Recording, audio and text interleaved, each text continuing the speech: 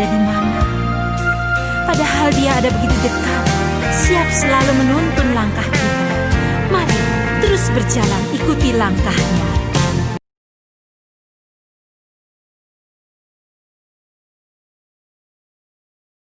Salam Bapak Ibu dan saudara-saudara, selamat berjumpa di dalam Tajuk Renungan Malam GKP Cimahi. Saya Pendeta Am, sangat sukacita bisa menjumpai Bapak Ibu sekalian. Saya berharap dimanapun Bapak Ibu berada, Bapak Ibu dalam keadaan baik-baik, sehat, dan tentunya selalu berpengharapan.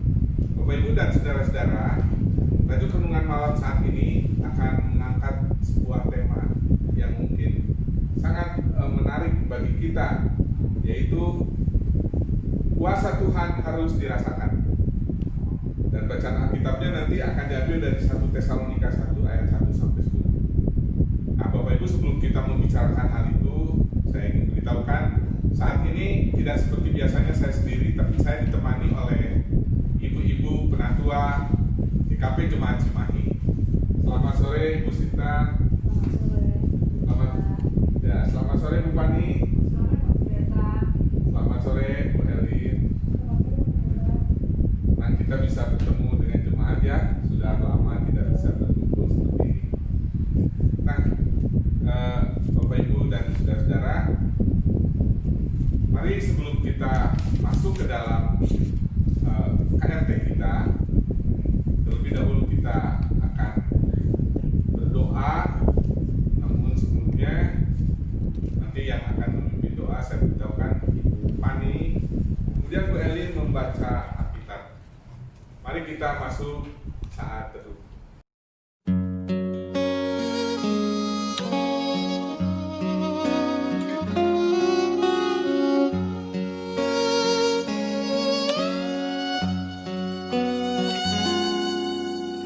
Ku mencari wajah-Mu, Yesus kekasihku, bukan karena apa yang Kau buat, tapi karena cinta-Mu. Ku hampiri tahta-Mu, oh Yesus Rajaku, bukan karena kebutuhanku, tapi karena hati-Mu. Ku percaya mujizat-Mu nyata, selalu ada, tak pernah berubah.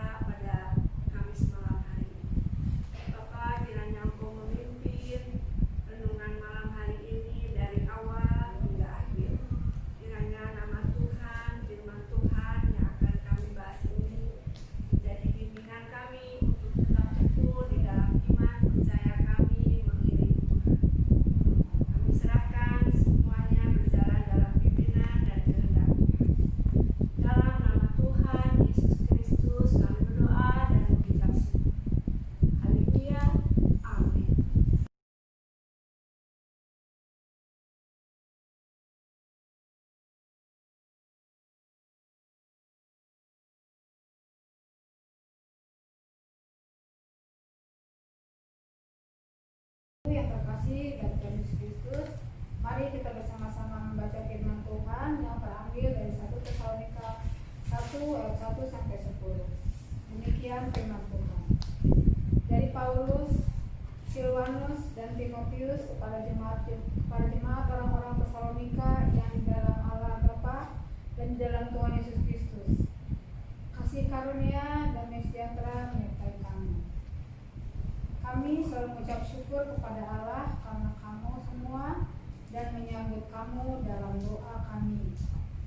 Sebab kami selalu mengingat pekerjaan imanmu, usaha kasihmu, dan ketekunan pengharapanmu kepada Tuhan Yesus Kristus di hadapan Allah Bapa kita. Dan kami tahu, hai saudara-saudara yang dikasihi Allah, bahwa Ia telah memilih kamu. Sebab Injil yang kami beritakan bukan sampaikan kepada kamu dengan kata-kata saja, tetapi juga dengan kekuatan oleh Roh Kudus dan dengan suatu kepastian yang kokoh. Memang kamu tahu bagaimana kami bekerja di antara kamu oleh karena kamu. Dan kamu telah menjadi penurut kami dan penurut Tuhan. Dalam penindasan yang berat, kamu telah menerima firman itu dengan sukacita yang dikerjakan oleh Roh Kudus, sehingga kamu telah menjadi teladan untuk semua orang yang percaya di wilayah Makedonia dan Akhaia. Karena dari antara kamu firman Tuhan bergema bukan hanya di Makedonia dan Akhaia saja, tetapi di semua tempat telah bersiar kabar tentang imanmu kepada Allah, sehingga kami tidak usah mengatakan apa-apa tentang hal itu. Sebab mereka sendiri bercerita tentang kami, bagaimana kamu sambut dan bagaimana kamu berbalik dari berhala-berhala kepada Allah untuk melayani Allah yang hidup dan yang bersama, dan untuk menantikan kedatangan anaknya dari surga yang telah dibangkitkannya dari antara orang mati, yaitu Yesus yang menyelamatkan kita dari murka yang akan datang. Demikian Bapak Ibu dan saudara-saudara, pembacaan Alkitab. Yang berbahagia adalah kita yang mendengar firman dan melakukan di dalam hidupnya. Ya, Pak Pendeta, tadi kan disampaikan bahwa tema tajuk renungan malam hari ini adalah kuasa Tuhan harus dirasakan. Terkait dengan tema tersebut, bolehkah sebelum Pak Pendeta menjelaskan lebih jauh, saya bertanya terlebih dahulu Pak Pendeta. Apakah ada orang-orang yang tidak merasakan kuasa Tuhan dalam hidupnya? Sehingga melalui tema ini kok perlu sekali diingatkan bahwa kuasa Tuhan harus dirasakan. Wah, pertanyaan kita seru, Pak Pendeta, Bu Eri. Langsung kepada inti bahasan kita kelihatannya. Bagaimana Pak Pendeta? Ya, betul Bu Fani, pertanyaan awal yang sangat baik sekali dari Bu Sinta tadi. Tema ini sebenarnya kalau kita perhatikan dengan cermat merupakan ajakan ya untuk semua orang agar selalu menyadari bahwa dalam hidupnya, bahkan bukan hidup manusia tapi hidup seluruh ciptaan di dunia ini syarat atau penuh dengan kuasa dan keagungan Tuhan. Coba kita bernapas setiap saat, kemudian kita bergerak ke sana kemari. Kita mungkin tidak memikirkan siapa itu yang memberikannya, menggerakkannya, sebab ketika ada seseorang yang meninggal, napasnya terhenti, dia tidak bisa bergerak-gerak lagi. Ya, jadi syarat dengan pekerjaan Tuhan. Namun tema ini bisa juga menjadi sebagai pengingatan, karena tidak tertutup kemungkinan bahwa ada manusia yang di dalam hidupnya itu tidak mau tahu, ya, tidak mau tahu akan peran Tuhan dalam hidupnya, sehingga dia berlaku masa bodoh. Jangankan berbakti, beribadah kepada Tuhan, untuk mengingat dan berterima kasih kepada Tuhan saja mungkin tidak, ya. Karena kita tahu ada orang yang tidak mau berdoa kalau mau makan, ada orang yang tidak berdoa ketika mau tidur, sebodoh lewat saja gitu ya. Nah seperti itu.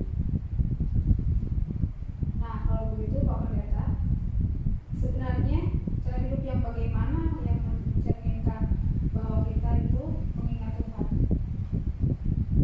Ya, ini yang memang menjadi fokus perenungan kita. Bagaimana cara hidup mengingat Tuhan? Nah, tadi kita sudah membaca surat Rasul Paulus kepada jemaat di Tesalonika. Sebenarnya inilah cara hidup mengingat Tuhan yang diajarkan Paulus kepada jemaat di Tesalonika. Tadi jemaat di Tesalonika mendapat sapaan dari Paulus, Silwanus dan Timotius dengan perkataan dalam kuasa dan kasih Tuhan Yesus Kristus. Sapaan tersebut ini menunjukkan bahwa keberadaan jemaat di Tesalonika itu semata-mata hanya karena kasih karunia Tuhan Yesus Kristus. Di sini Rasul Paulus mengingatkan atau menyadarkan jemaat Tesalonika bahwa kamu ada itu semata-mata karena kasih karunia Tuhan Yesus. Dan Paulus melihat hal inilah yang membuat mereka harus hidup dalam damai sejahtera, ya, yang dapat dirasakan bersama oleh mereka di sana, tapi juga oleh orang lain. Dan itu ditunjukkan oleh jemaat di Tesalonika, ya. Jemaat di Tesalonika itu hidup karena kasih karunia Tuhan Yesus Kristus saja. Hal ini mereka tampakkan dengan sikap kesiapan untuk menerima firman dari para rasul, ya, dan kemudian melakukan firman itu di tengah-tengah kehidupannya gitu. Nah, Pak Pendeta, lalu apakah dampak dan bedanya hidup yang selalu mengingat Tuhan dengan yang tidak mengingat Tuhan, Pak Pendeta? Oh, tentu saja Bu Sinta akan bisa dilihat dampak dan bedanya.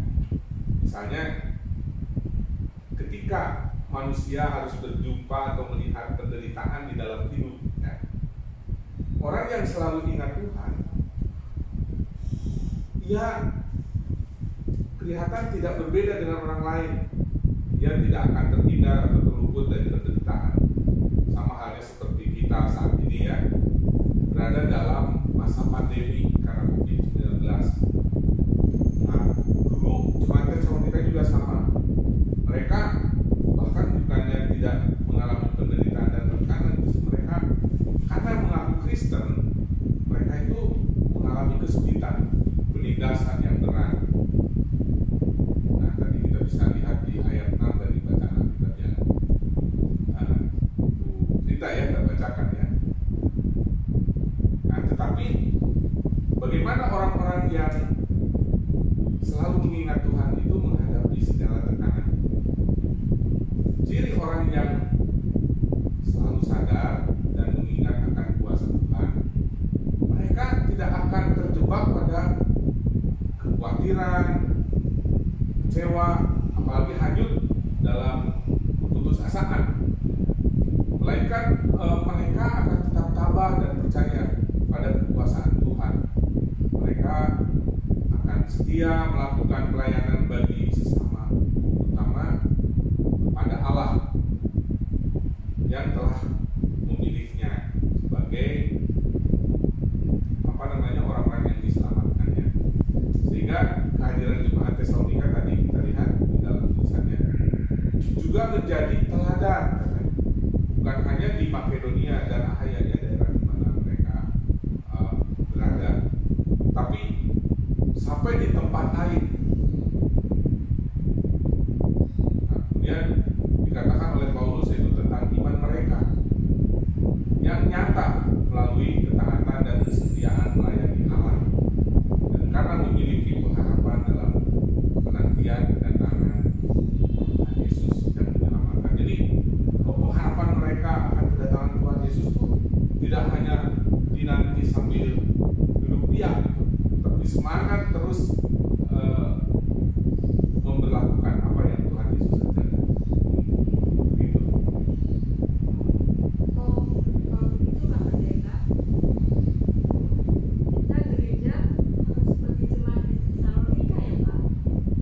ya setidak-tidaknya kita pun harus seperti itu, bahkan kalau bisa lebih.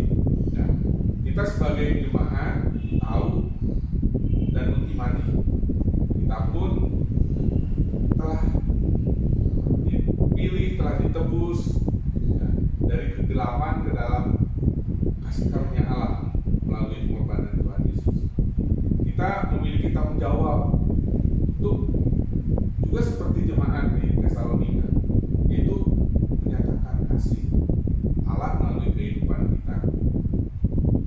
Setidaknya ada 3 hal alasan mendasar, yaitu yang pertama, dengan keyakinan tersebut maka kita juga menyadari bahwa Tuhan yang membentuk, menyertai dan memberkati kehidupan gereja untuk hadir di tengah kehidupan masyarakat serta diutus untuk berkarya bagi sesama. Yang kedua, kita menyadari ya, bahwa kehidupan tidak terlepas dari pergumulan, tapi kita diajak untuk merasakan dan melihat kuasa Tuhan Yesus Kristus yang menyertai di tengah pergumulan. Nah, hal ini membuat kita yakin bahwa Tuhan Yesus Kristus benar hadir dan menyertai kita melalui kuasa Roh-Nya. Dan yang ketiga, kita diajak merasakan apa yang dialami oleh jemaat Tesalonika tadi, yang walaupun mengalami pergumulan berat, tetapi mereka tetap setia melakukan apa yang menjadi bagian hidup dari kasih karunia Tuhan Yesus Kristus. Itu melalui sikap dan perbuatan yang dirasakan oleh masyarakat di sekitar dirinya berada. Seperti itu. Wah, kalau begitu tidak salah ya kalau Eli Fani selalu semangat dan giat dalam pelayanan di GKP Cimahi. Sudah saja, bukan saya itu Bapak Ibu, Ibu Fani yang sudah bersedia dalam pelayanan. Ya, tentu saja ya, bukan hanya Ibu Fani, Ibu Erin, Ibu Sita, tapi sebenarnya seluruh jemaat terpanggil untuk bisa merasakan kuasa Tuhan yang nyata senantiasa, terutama di masa pandemi ini. Ya. Masa pandemi ini ingin saya garis bawahi beberapa hal ya. Saya sangat bersyukur GKP Cimahi ternyata di masa pandemi bisa menghadapi saat-saat sulit secara bergandengan tangan. Semua majelis jemaat, komisi-komisi, pengurus wilayah dan seluruh jemaat. Kemarin kita baru menyaksikan penutupan komisi dan pengurus wilayah ya, itu responsif. Tentunya ini tetap menggambarkan semangat dan kerinduan untuk bisa melayani. Yang kedua, saya juga bersyukur terutama di masa pandemi karena GKP Cimahi memiliki para pemuda-pemudi yang semangat ya, sedia mengisi keterbatasan para orang tua dan anak-anak yang memang dari protokol kesehatan mereka itu para orang tua ini harus membatasi aktivitas, tapi para pemuda-pemudi selalu siap mengisi kekosongan yang ada. Coba bayangkan dari mulai bulan Maret gitu ya, sampai sekarang, sementara yang lain itu harus berdiam di rumah dulu gitu ya, mengurangi kerumunan, tapi kan pelayanan gereja jalan terus ya. Ada pelayanan streaming ya, ada ibadah online, bahkan sekarang pun nih saat kita sedang melaksanakan sapa dan doa, banyak pemuda yang bantu gitu kan ya, mereka tidak terlihat tapi ada karya yang nyata. Nah, kemudian yang ketiga yang saya sangat syukuri kepada Allah Bapa dan Tuhan Yesus Kristus dan gereja, yaitu kita ini bisa terus ya, bertahan dengan segala pengharapan, dengan segala keberanian.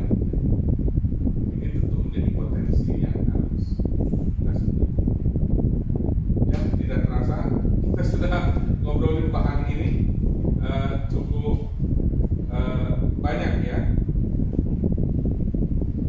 Nah, bagaimana kalau kita akhiri sementara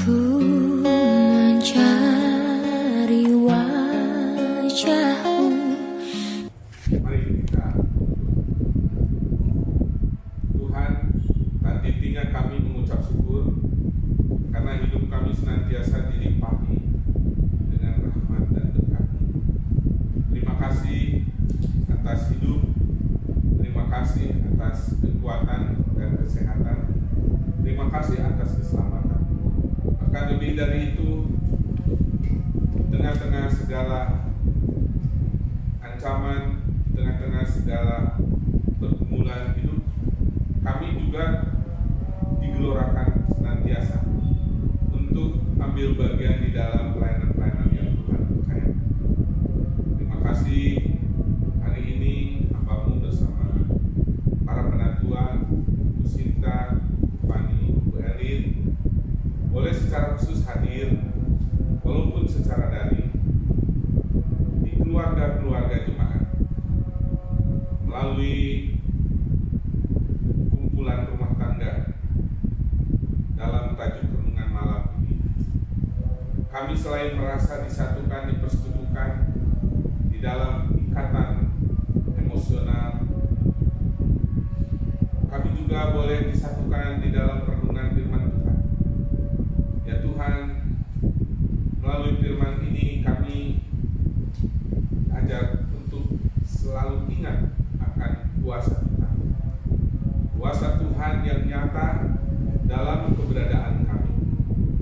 Terima kasih kami boleh belajar kepada jemaat di Tesalonika yang walaupun di tengah segala kesulitan, tapi mereka tetap bisa bertahan. Bahkan bukan hanya bertahan di dalam iman, melainkan mereka juga bisa berbuat sesuatu bagi saudara-saudaranya yang lain, baik di daerah Makedonia dan Ahaya, bahkan ke tempat yang lebih jauh, ke daerah Yerusalem. Tuhan, ajarlah kami juga sesederhana apapun untuk bisa berbuat sesuatu, bukan hanya bagi diri sendiri, tapi juga bagi sesama.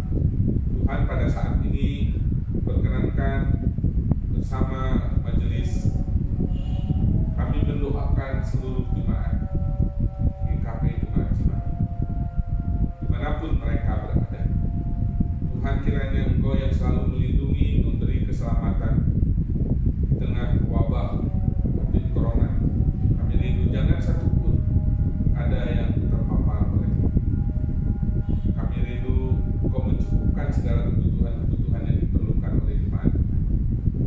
Karena kami percaya Tuhan adalah Yehova Jireh, Allah penyedia, yang akan menyediakan segala hal yang diperlukan oleh jemaat dalam keadaan dan situasi apapun.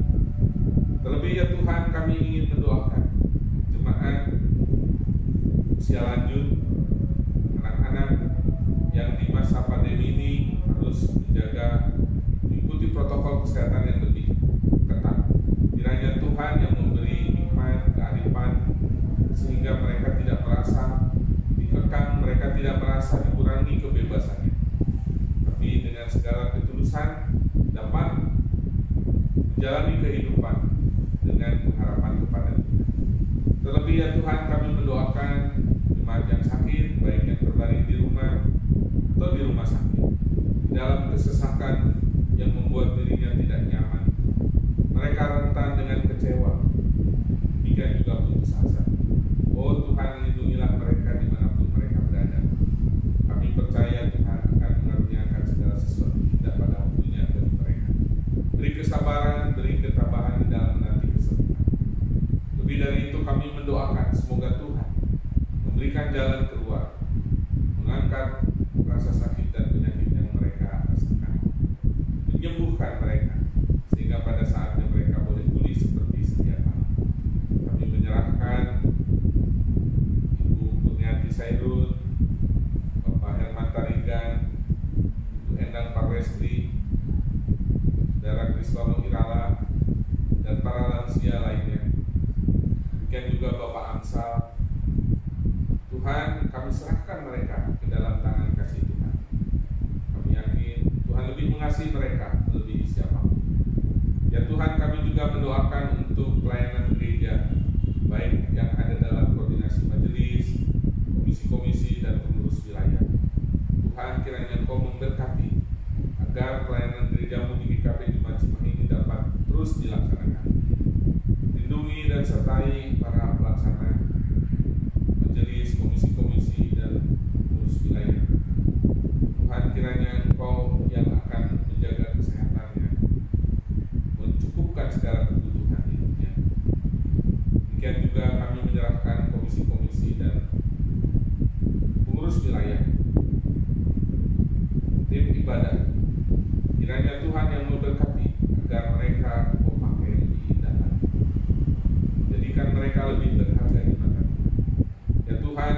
mendoakan bagi masyarakat, kiranya di tengah-tengah segala tantangan kehidupan, Tuhan tetap menjaga melindungi masyarakat, khususnya yang dekat dengan kami di Cimahi dan umumnya masyarakat Indonesia.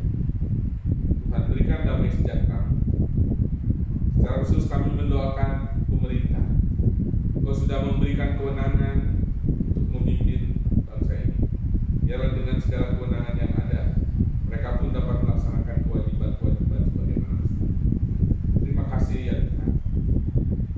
Akhirnya ingin kami bawa seluruh doa, baik yang terucapkan untuk tersimpan dalam lubuk hati, hanya kepada Tuhan di dalam nama Tuhan Yesus, Tuhan dan Juru Selamat kami, yang juga mengajarkan kesempurnaan doa untuk kami ucapkan bersama-sama. Bapa kami yang ada di sorga, dikuduskanlah namamu, datanglah kerajaanmu, jadilah kehendak-mu di bumi seperti di sorga. Berikanlah kepada kami pada hari ini makanan kami yang secukupnya, dan ampunilah kami akan segala salah kami, seperti kami juga mengampuni orang yang salah kepada kami. Dan janganlah membawa kami ke dalam pencobaan, tapi lepaskanlah kami daripada yang jahat. Karena Engkau yang punya kerajaan dan kuasa dan kemuliaan sampai selama-lamanya. Amin. Nah, Bapak Ibu dan saudara-saudara yang ada di rumah, juga ibu-ibu penandua, terima kasih kita bersama-sama sudah mengikuti tajuk renungan malam. Saya dan juga ibu-ibu yang ada di sini mengucapkan selamat malam, selamat beristirahat, dan sampai berjumpa kembali di dalam tajuk renungan malam pada Kamis minggu mendatang. Terima kasih.